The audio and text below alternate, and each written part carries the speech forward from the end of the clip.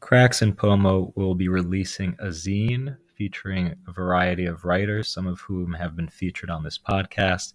To order a copy or to make a contribution to our funds, please DM at Cracks and Pomo.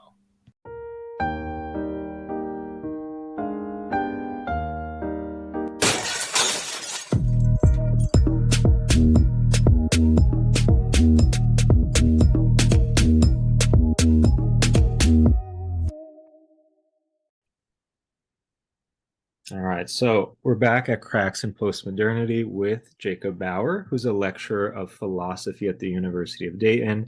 And he also runs the Philosopher Games social media accounts, which is where I found you.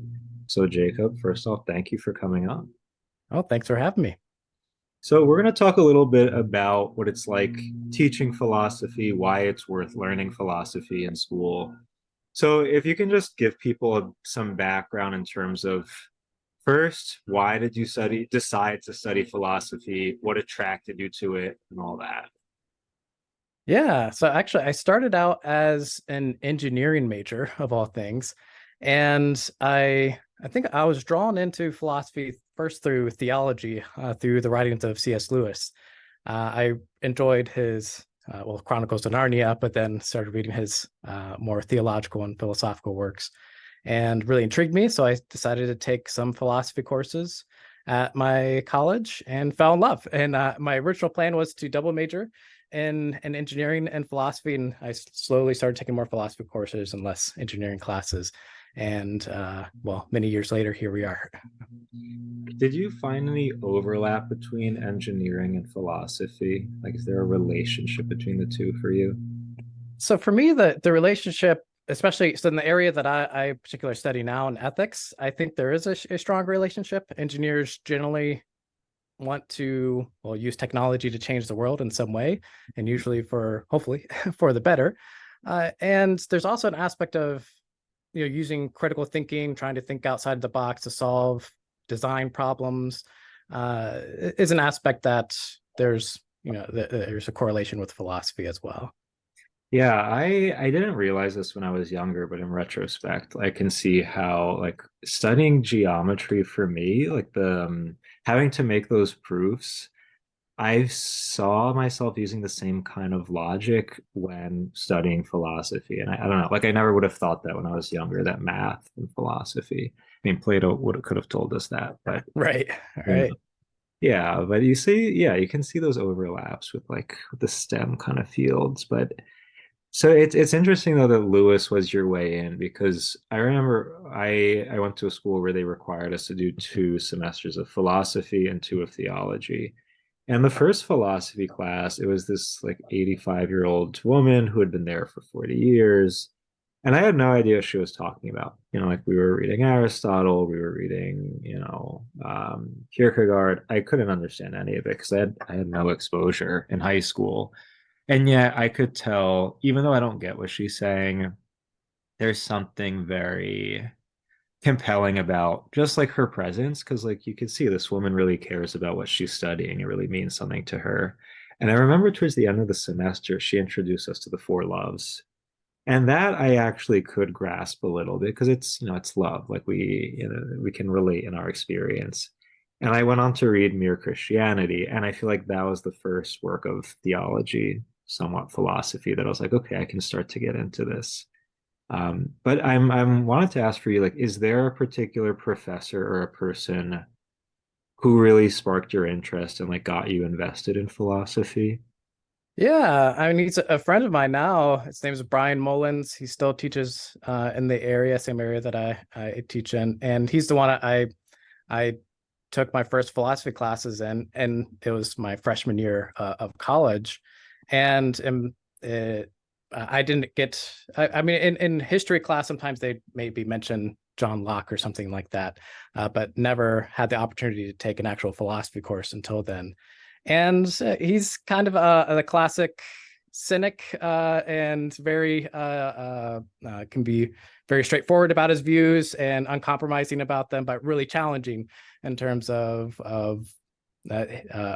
his beliefs onto the students. He like his teaching style is he's going to challenge what your beliefs are, and for some of my peers at the time, they that rubbed them the wrong way. But even though I didn't agree with him on a lot of the stuff that he was saying, I was just I loved that type of engagement in the material.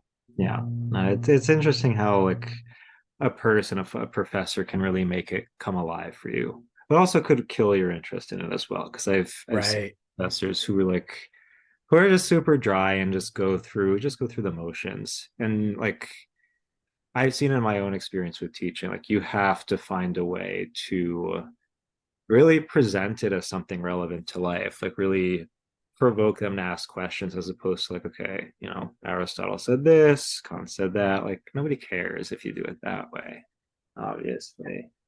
Yeah, that's the challenging thing that you really have to keep in mind. If you want to be a good teacher, you have to think of the student perspective. Yeah. And that's also challenging because you have, depending on your class size, I generally have like 30 to 35 students.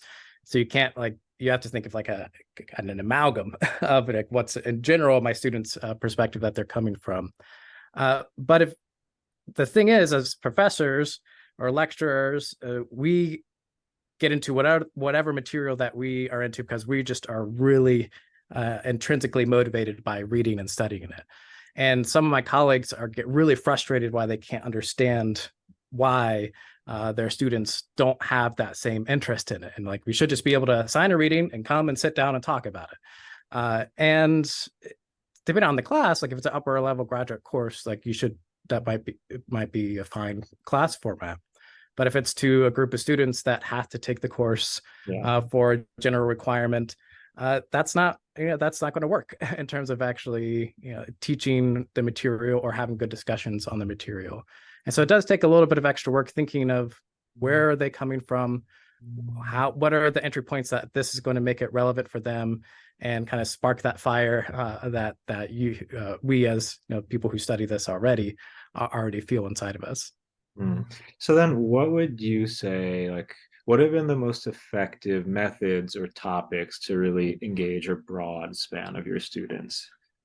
Yeah. So this is when I first started teaching my introduction to philosophy class. I did it more of a historical survey. Like here are the major figures. Here are some of their key ideas and arguments.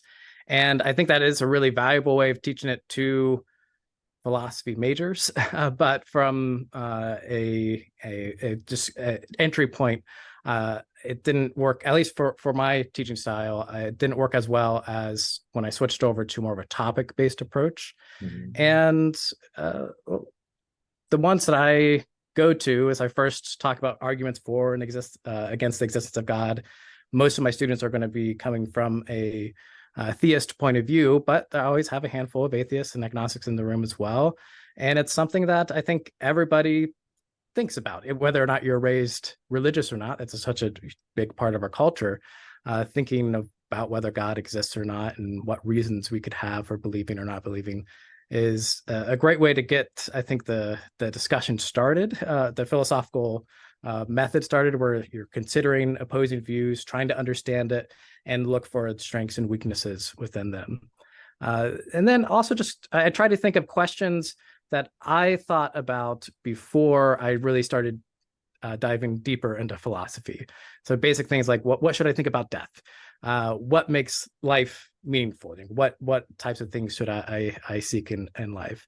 And then other things I just think about what are aspects that I've come across that I just find interesting that they might also think is interesting as well. So instead of just teaching Descartes its views on his meditations on certainty and what we can know for sure. I do that, but also put it side by side with some more contemporary arguments about whether we live in a simulation and relate it to at one point I could relate it to the Matrix. It's not as common for my students to know what that is anymore. So finding other more contemporary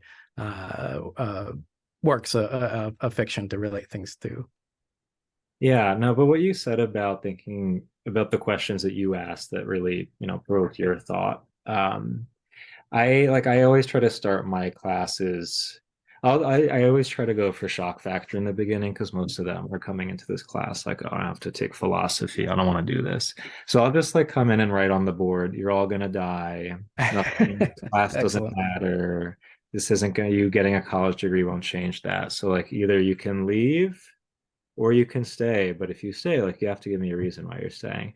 And then that gets the conversation going. But like I find that, studying existentialists or like anyone with that kind of bent really catches their attention because if you put them in front of the fact that they're going to die, then they're kind of forced to think about, yeah, like, is there a point? So, like, I don't know, from someone as far back as Augustine to someone like Camus or Nietzsche today, like those have been crowd favorites. They really get them thinking. Um, but also, I don't know, I try to do a lot of pop culture, like bring in current events because it's relevant. But yeah, but with the question of like existence of God, it's interesting seeing how a lot of them like will come in with baggage from their religious experience, whether it's good or bad. And I do try to make clear to them our approach to this question in a philosophy class is going to be very different from theology because we're not taking it for granted that God exists. And ultimately, philosophy can't prove for sure. Like we can reason about the possible existence of God, but like I can't preach to you one answer or the other, you know. So I don't know. I mean, how do you find whether for your kids who are theists or who are atheists, like how do they grapple with the philosophical approach to God's existence as opposed to the theological one? Yeah, I mean, I think in general, if we linger on it for a really long time, they get bored with it. But if you, I spend just a couple weeks looking at some of the classic arguments, Mhm. from Aquinas and Paley, and then some of the arguments dealing with the problem of evil on the other side of things, and treating them with, well, we're going to understand these arguments, then we're going to ask, what do you think of them, and look at what are some key objections that philosophers have raised over the years for these things. And a lot of times, if the students that come in with, as you know, maybe some theological background and already, or maybe they've never studied these arguments before, but they're strongly believe in God already, they think, all right, well, yeah, these arguments prove that God exists. Done deal. And then we start exploring some of the potential weaknesses and objections, and oh, well, maybe not. And then when we get to talking about like the problem of evil and various versions of that as an argument against the existence of God, I think you can tell it's for people that believe in God, it feels a little bit unsettling at first, but then we do the same process, like to understand what they're saying, but also look at what are some potential objections to this line of reasoning. And I think they find it a very valuable experience because in everyday life, when we have discussions about whether God exists or not, it's usually not in this way. It's a very much, it can be very much a lot more, can be more passionate, but also not really trying to consider the other person's point of view and looking at strengths and weaknesses of it. So then, which philosophers in general do you find that your students are most drawn to? That's a good question. It's most drawn to, I guess, if you, I generally have a pretty diverse group. And so Hmm. at the end of the semester, I'll usually ask on my last test just a little extra credit question, like, what part of this course has changed your mind or you've thought was particularly interesting or inspirational? And it's really all over the place. So it's some things that and sometimes it's surprising that I think, well, that lecture didn't seem to go as well as I thought. But then some people, after the fact, said that really changed my mind in certain aspects. And so it depends on, so recently I've been teaching mostly introduction to ethics courses. Hmm. And some of the things that they particularly note there are just the realization of the type of things that go on in the world. And there might be certain arguments that they find interesting from that, but just kind of realizing the scale of some of the moral issues out there, like the scale of extreme poverty in the world, but that there's actually are some things that we can do about it too. Yeah. Are common things that they'll write that changed their view or they found uh, most interesting. In terms of also another one common one, just a good conversation starter. And when we talk about ethics, it's just the trolley problem. Uh, Yes. and that one, that even though we do usually do it early on in the class, we note its limitations, but it's a really good conversation starter and really sticks with them throughout the course. Yeah, and ethics, I found like what really drew there was a group of kids in the back of my room who were just like not into it, but what really got their attention. I had them read an article about like different ethical critiques of cancel culture. And that's when they're like, oh wow, now I see why this is relevant. And I think what was most valuable to them is that they found that studying these philosophers, studying, the main ethicists, it gives you the tools to think and argue more reasonably about these hot button cultural issues as opposed to just like shouting back and forth. And even like going back to like studying the Socratic method, studying, the apology, like it's kind of eye-opening to a lot of young people to find that again, like there's a way to have reasonable civil arguments with someone who disagrees with you without shouting back and forth or without deciding, you hate them, you can't talk to them. Like that's really novel. And I see how, I don't know, like this is when you understand that teaching philosophy is no, like it's not only practical, but it can open doors in life to opportunities that we didn't know were there.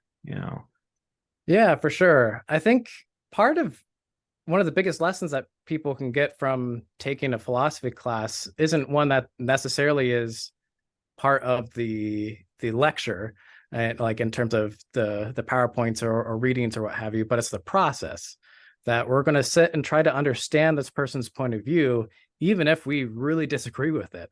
But nonetheless, we're going to try to think it through, think of what are they actually saying, and what are the implications of what they're saying, and then try to really sit with it and talk about the ideas themselves, and then also usually look at opposing views as well, whether or not we agree with them, and try to do the same process. I think that just being able to have discussions about people's views in that way is a valuable experience, and it builds a certain skill that you might not get otherwise.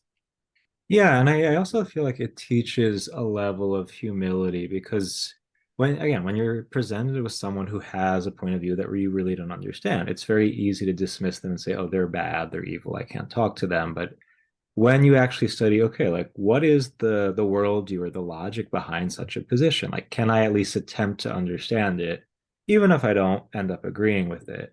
It ends up humanizing the other person because you see that, okay, they took certain steps to arrive at that conclusion. And maybe there might be some things I find that I do agree with.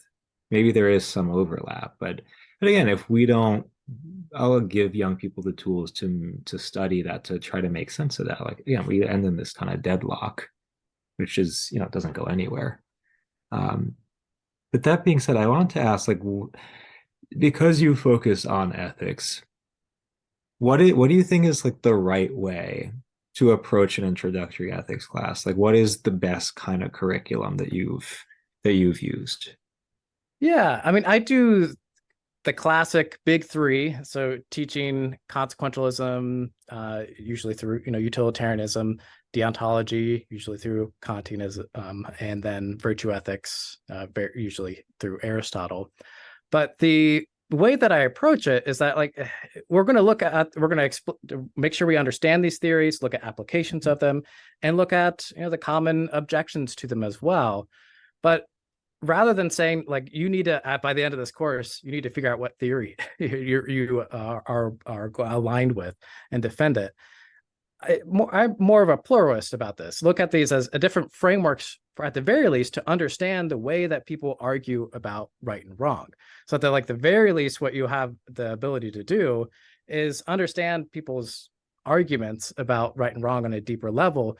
And what I tend to find is even though people might not have been trained in philosophical ethics before, they're usually using an argument that has utilitarian or consequentialist type underpinnings, or more Kantian or underpinnings, or more focused on various character traits and virtues.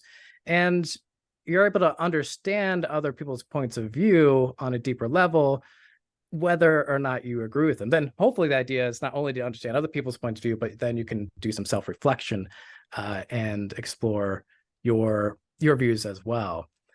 So I guess on the basic framework I usually take with my ethics courses is the larger structures based off of understanding these three theories, looking at applications of them, and potential responses to them.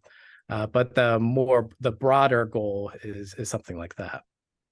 Yeah, no, I like the big question for me is how do I get them to apply these concepts to their real life experiences and yeah, like decision making when it comes to big issues they might be facing in their lives. And you know what's been helpful for me? Do you know Matthew Crawford, who wrote Shop Class, A Soul Craft?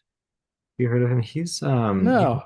He went to U Chicago, but he wrote several like really popular books that is basically attempting to apply like moral philosophy to the world of work and relationships.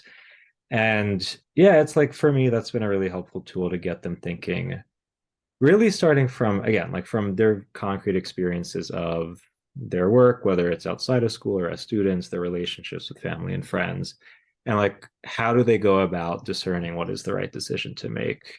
And like what I ended up doing for their final this last semester, I had them write about a very dramatic decision that they had to make. What did you end up choosing to do? Which philosophy do you think would best like shed light on how you made that decision? Which philosopher might critique what you did? And I tried to make it clear, like I'm not telling you which framework is the best one, but I do like I hope that you start to use these tools to think more seriously about the decisions that you make as a human being. But and that's the exciting thing about philosophy, because again, like we're not here to give answers, we're here to help people to think to think more deeply about how to live, what it means to be human. Yeah. Yeah, and I want to ask you though, so at your university, is philosophy part of the core? Like, are they required to study? Yeah, we're pretty unique in this way. So University of Dayton requires every single major undergraduate major to take an introduction to philosophy class, and then one other upper level philosophy class. Okay. And yeah, so that's there's a give and take there. So on one side, most of my students are there because they have to be there, but they're getting exposed to a topic that many of them simply would not have been exposed to otherwise. And I think it really is a strong aspect of our university that this is a requirement in the curriculum. They really avoided and pushed back against the pressures to say, well, only do what is going to be most relevant uh, for your future job. Well, it Yeah. turns out classes like philosophy are really relevant. It just is in a bit more abstract way. Um, so yeah, I'm pretty happy with the way that our university has taken a more holistic approach to education.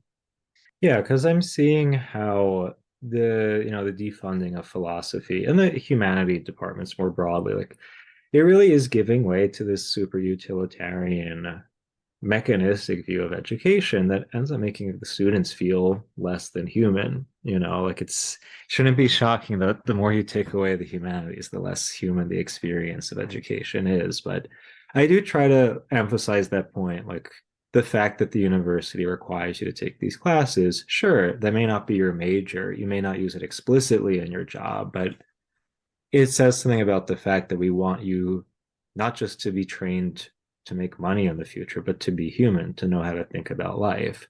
And then they start to see that like it really is a gift, to have that requirement. And then what it's like to not have those opportunities, again, to feel like you're just a number in this machine, this system, you know. Yeah, I think what another thing that classes like philosophy give us is gives us one the opportunity to explore those deep questions that matter to all humans together, as among your peers, but also with a professor, but also gives you the tools to be more comfortable to articulate these ideas and concepts with others in the future. Mhm. Then on a deeper level, it also gives you the tools, the critical thinking skills that you're developing there with these most difficult questions that have persisted for thousands of years carry over to the more mundane problems that we have to deal with in our everyday life as well. So I think it gives us a lot of different skills that might not be you might not think of on paper, but in reality they end up benefiting in a multifaceted way. Yeah, and that's a question of like what constitutes a real skill. Like, is it something that's has a measurable result that makes you more money, or is it again like I don't know, because I try to emphasize to them that knowing how to think critically, knowing how to seek meaning can help you to do your work in a better way. Even if again, like there's not a measurable result per se, you know. Yeah, interestingly, so I've seen studies on some people trying to measure this, I'm and sure you could somehow. in the sense, so the two ways that I've seen is looking at philosophy majors in particular and their performance on standardized testing.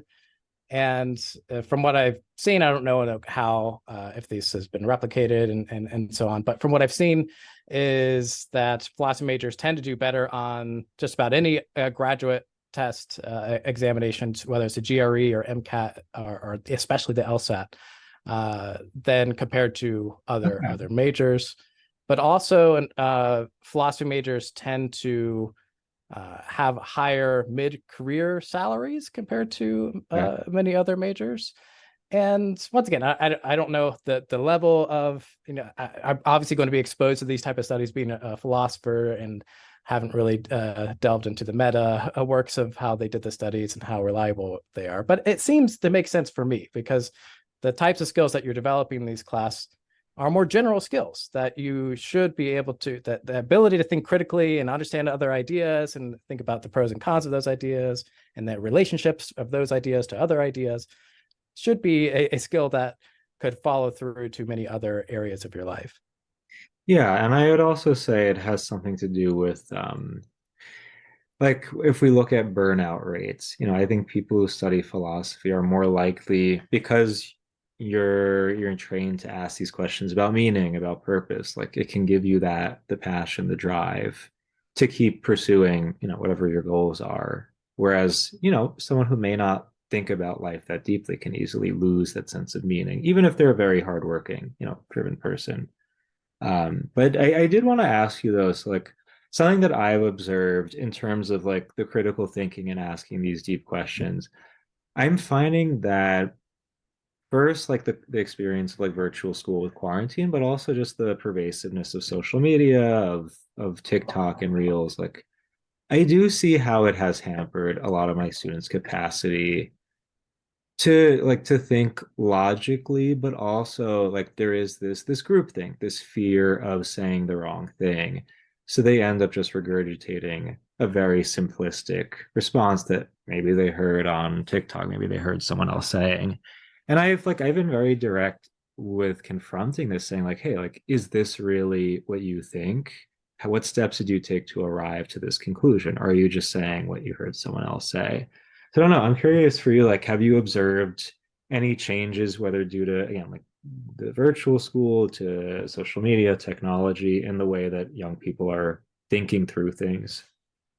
Yeah, I mean, I think I've experienced some of that as well. And usually my approach is if trying to re-articulate their idea back to them and then asking if that's clear, then asking additional questions like, all right, if this is true, what, uh, either talking about the implications of that or why do you think this is true, right? What are the underpinnings to that? Another aspect that I've well, I guess in terms of what's been helpful on that avenue, it's helpful for another issue that I'll bring up here in a moment is having lots of small group discussions Yeah. among their peers, because that's when they start to realize that when they talk about their views on one aspect or another, we're all in our individual social media bubbles. And when they have an opportunity to talk about, to their peers about their ideas, that starts to, I think, peel back that onion and make that realization like, oh, not everybody believes the way that I do. And so it's I think, a good realization, but also a good at practicing skills of, well, just talking about these things Mm. with other people that aren't in our social media bubble. Another thing I've noticed, and this is another thing that the group discussions I think help with, is a shrinking of attention span. Yeah. And I don't think it's just among younger generations. I think it's everybody. That's kind of a byproduct of the technology that we have, for better or worse. And so I've had to change my lectures, and I'm continually trying to change my lectures to have breaks where we either have a smaller group discussion time, or throw in a video, and have it kind of as segmented. It's rather than a traditional, all right, we have 50 minutes, 45 minutes of that, or 50, or 40 minutes of that is going to be a lecture and then discussion, trying to segment to keep that attention span, and keep that attention, I guess. So. Yeah. Yeah. No, and I don't know. I do try to make it a point to say that like you should aspire to have original thoughts. Like even if your thoughts maybe not maybe faulty in some way, like maybe there are errors in it, but like there's something valuable in being able to come up with your own ideas to think for yourself. And yeah, and again, to be corrected when you make a mistake. But I don't know, like the group think it does scare me though, because it's like when I think about, like these kids are going to be going into whatever job field in the future, and there's going to be a lack of creativity if everyone's just like trying to follow this kind of this mold or this script, like because it's the creativity, it's the original thinking that really leads to innovation, to like real contributions to society. Yeah, I think once again, I keep going back to this point, but the ability to actually just understand opposing points of views and be Yes. able to articulate those views in a way that you think that is most charitable interpretation of it, is a key aspect that any most philosophy courses are going to help with. And I think it helps combat the social media bubble problems, where we have these really strong views perpetuated, that are easy and sound biteable and memeable to spread in easy ways. But usually those views are dehumanizing or oversimplifying the opposing side.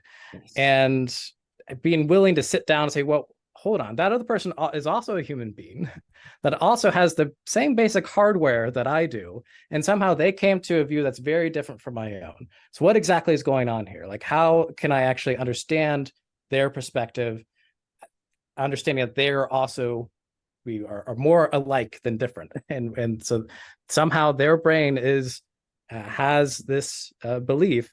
How did they come to that? What do they actually mean by that? And so I think that basic process that we do for these big classic issues in philosophy helps combat that a bit, in terms of the type of world we currently live in. Yeah. So I do want to shift gears for a second, and I want to ask, did you have any exposure to philosophy in high school? I did not. Besides in some random history well, let's see. Yeah, in some random history classes, I think we would briefly talk about a philosopher, and that's about it. Yeah. Yeah, because I remember, yeah, in my history classes, we learned what the Enlightenment was, but we didn't talk about, what are the ideas they put forward, what are the implications of these ideas. And I don't know, like I always had these big questions, but I never really had an outlet to explore them. The only place, honestly, where I felt like I could was in literature classes, because when you're reading fiction, you see, all the drama of being human, and it makes you ask questions. But at least, I went to a public school, and every time I would ask these big questions, it'd be like, we can't really talk about that. We'll never know the answer. We just have to live life. But then, when I was teaching high school, it was a religious institution, so there was a little more freedom to ask those questions. And I taught a philosophy elective. And what was interesting is that, there's a lot of overlap between a religion and a philosophy class, but the kids in the philosophy class came in much more open than they were in the religion class. Because they come in with the wall because they think they're going to be preached at. But the ones who took philosophy and then went on to take a religion class, like they were much more interested because they knew, we're going to ask these big questions about life. And I found that also, like they would say that they found overlap with their literature classes, their history classes. So I don't know, like I'm a big proponent of incorporating philosophy into high school curricula because it can be so beneficial to students who are at, this crucial point in their lives, but also it can broaden their experience of studying other subjects. But I don't know, there are a few in my research, like there are a few schools that offer philosophy classes at the secondary level. Yeah, that's my experience as well. Very rarely in public schools. Occasionally, and I mean, you'll get some type of uh, theology class in religious private schools, but occasionally you also have some philosophy there as well. And my wife, she talked about having some exposure to kind of the classic philosophers, Plato, Aristotle, Socrates, and so on through a religion class as well. But yeah, it's an unfortunate. I think high school is a great time to have it, but really, I mean, there's opportunities to explore some questions, especially related to ethics, throughout before that as well. It's Yeah. just we have it's in the United States, at least, there's very rigid structures for what need to be taught, Yep. and there's very little room to put anything else into the curriculum. Yeah. Yeah. So I don't know. I think maybe the most realistic way to start doing that is to incorporate like bits and pieces of explicit philosophical questions within a history class, within literature, even in math, you can do it within Yeah, the arts and music. I think there could be small ways to put, something in yeah, I there. agree. I think the challenge is that for that class session, if you're going to do the philosophy part well, you might need to change formats a bit, where you're actually, instead of like, here's your equation, give me the answer. It's all right. What do you think of this concept? What is math something that human beings created or discovered? And Mhm. what here are some various theories about that. And what do you think of it? Let's sit and just talk about what are your views on this, which it might be a bit different format than you're used to. So, but Yeah. I agree. I think that's probably the best way, easiest way to start getting more philosophy in the classroom is incorporating into current class structures. Hmm. So then I want to ask you one more thing. So which philosophers or which schools of thought would you say are most relevant to our current moment in history? Like who might shed the most light on what we're living right now for those who might want to read up? Yeah, I mean that's a good question. So what I've currently the past few years been reading a lot more into is are philosophers related to the effective altruism movement. Hmm. And they've spun out they really have utilitarian origins, but now are much broader than that. And the movement is essentially uh, started with philosophers, but now it's much more interdisciplinary, of trying to think of what are the biggest ways that we can benefit the world, to make the world a better place. And so you could see how utilitarian origins it could be, but now there's plenty of effective altruists that are completely against utilitarianism, but yet find value in looking for ways to address big global issues. So these are philosophers like Will MacAskill, Hmm. Toby Ord, Nick Bostrom is kind of on the fringes of that movement. But what I find interesting is that a lot of the things that they've raised and have been warning about for the have they raised warnings about them before the rest of society kind of realized the issues. And the classic example is pandemics. They've very early on they noted like this is a very neglected issue, that if we have a pandemic, we're not prepared, and this could really threaten a lot of lives. Yeah. And that's what ended up happening. And then for the past, really, that predates the effective altruism movement, but something that the effective altruism movement has been focusing on for the ever since its origins is the dangers of artificial intelligence, which in the past year or so, the society has now is also very concerned about.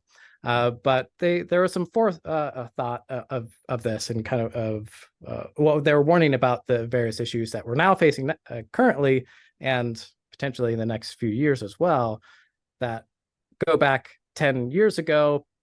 A lot of the writings on it seemed a bit crazy, but now it seems like, okay, well, now they're being taken a lot more seriously. So that's where these are a group of philosophers that are trying to address current issues. And I don't agree with them all in all their aspects, but it's something that I find really interesting. And I'm actually writing a book about just exploring some of the key ideas there and some of the key issues that they're raising about the world. So do we have a projected release date for the book yet? So hopefully next year, so 2024, and if all goes well in terms of writing process, but it could be 2025. So we'll see. All right. And before we go, are there any other things you want to plug for listeners? Well, I mean, if you can check out, I have you mentioned my social media pages. My Facebook and Instagram pages are mostly just philosophy memes. But They're very good ones. I have to admit they're very witty. Got a couple laughs out of me.